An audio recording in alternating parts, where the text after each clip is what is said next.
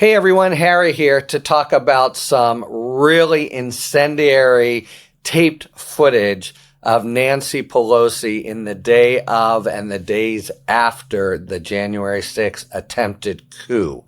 It's just been released because she turned it over to the Republican Committee on Administration and obviously took then the normal road of a leak from Congress. But there's some really vivid stuff that show her to be furious and to be really focused on Trump from the get-go. So let me just tell you some of these things. She right away says, when informed she has to evacuate the Capitol, I don't appreciate it. And if they stop these proceedings, they will have succeeded, in stopping the validation of the President of the United States. So she sees the stakes right away, and she says, and by the way, this is in footage taken by her daughter, who's just there and generally taping part of a documentary for HBO, I believe, so has this, very close access. She says, I think our focus has to be on the president. Let's not divert ourselves. Remember, this is at a time when there's just confusion and bedlam. He's back there watching jubilantly, but that's not generally known.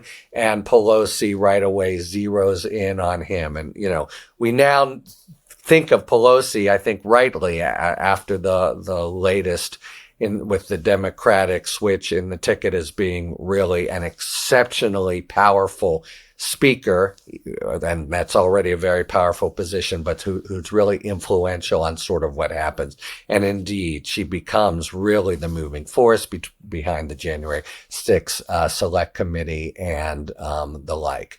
Okay, now at the time, recall also that the first thing out of the box is Trump and his allies basically blaming Pelosi and the police chief and saying she didn't shore up security on the Capitol. So she's also confronting this, adding to her ire. She knows, of course, that that's a total fiction.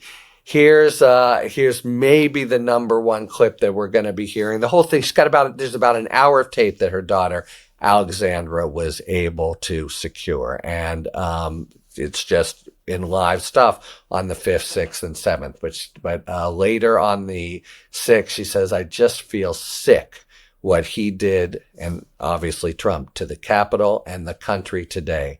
Pelosi says when asked how she felt, what needs to be done with Trump. He's got to pay a price for that. He's got to pay a price for that. So from the start, she's really focused on him and on, the need for accountability. And again, she is ahead of the curve here. This is when people are just sort of figuring out what's going on, and Trump is coming out with his self-serving, "We love you, go home" kind of thing. But she is, as is her kind of signature trademark now, ahead of the curve and knowing what has to happen. Okay, other things. She asked her chief of staff, we have a responsibility. We did not have any accountability for what was going on there, and we should have. We should have known what was going on with the officers, how to deal with security. But the National Guard clearly didn't know, and she actually, says that that's something that Congress should have said.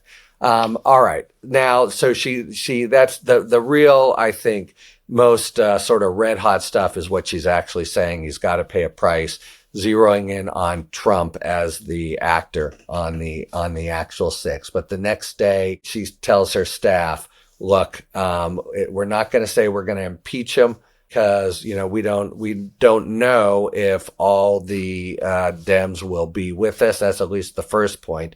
But she actually, this was a kind of quickly moving chapter, called on Pence to invoke the 25th Amendment, which is the provision of law in the Constitution when a president is not capable of serving. It was done, first with the eye toward if JFK had been in a coma, but this is saying that, he is crazy. And then finally, she is dealing with she's going to make a press conference there. So she's figuring that out, tells her staff, there's a domestic enemy in the White House. And let's not mince words about this. So it shows, recall, this is the very end. One could well think now at least it's all over and he goes away. We of course know that that's in retrospect that's not true, but she knows it in real time. She is, as harsh words as you can imagine for the President of the United States. There is a domestic enemy in the White House.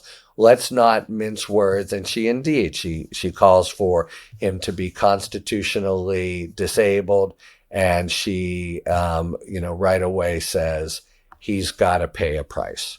So this stuff, on the one hand, Trump could use it to reinforce the case that the whole January 6th Select Committee is just ginned up by political enemies. You could try to, sell that narrative. But I think really the counter narrative that Pelosi, the most sophisticated actor on Capitol Hill, knows exactly what's going on, knows it's Trump, and sees that there has to be some kind of retribution. And all this, again, is as things are unrolling in real time. She's being forced to evacuate the building. She knows, she immediately calculates who's in her caucus, and will there be some people who will say, look, we can't impeach again, or let's just try to be done with him and the like. So she's calculating legislative action as well. In the meantime, she's taking, her own at least oversight of the National Guard, which is nowhere to be seen. So this is a speaker who is managing 4 or 5 different things, 25th Amendment, the National Guard, what has to happen, and that something has to happen with Trump, and that there's a domestic enemy in the White House. So it's like one of those, scenes in a movie where the top dog comes in and immediately starts issuing orders and the like. She's extremely lucid and really keeps her eye on the ball and knows right away that is Donald Trump, a domestic enemy in the White House. He's got to pay a price for that. Talk to you later.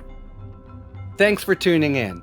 If you enjoyed this video and other Talking Feds content, please take a second to like and subscribe. Talk to you later.